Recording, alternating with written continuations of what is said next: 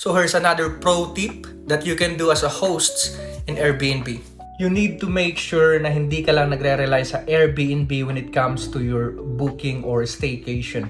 So why is it important na hindi ka lang magre-rely sa Airbnb when it comes to your marketing?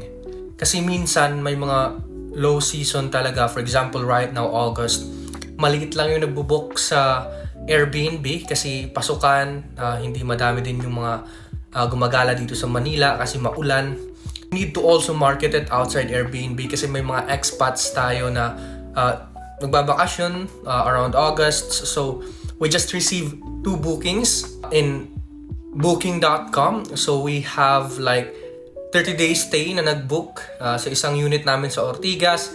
And then also I just spoke last night about like a Filipino na magbabakasyon, and then they'll be booking the unit that we have in Makati for 15 days. So I offered like a discount since again low season ngayon. So 35,000 for 15 days dito sa Makati is a good deal already kasi sobrang tataas ng presyo ng mga hotels and staycation sa Makati.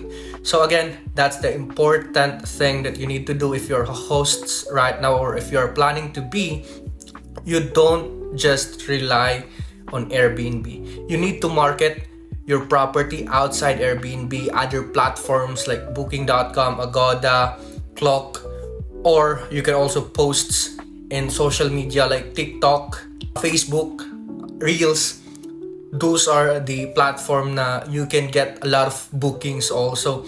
And the good thing about direct booking is walang cut yung Airbnb or yung platforms. So diretso sa'yo yung pera. Like, deposit sa'yo agad sa bangko mo yung pera. Walang mga cuts. Kasi Airbnb, cuts like 3%, Booking.com, 15%, Agoda, roughly around 13 to 20%, depending on the dates. So, yep, that's the most important thing that you also need to do if you are a host right now. So, make sure you market your property outside just Airbnb. Don't rely on just one platform.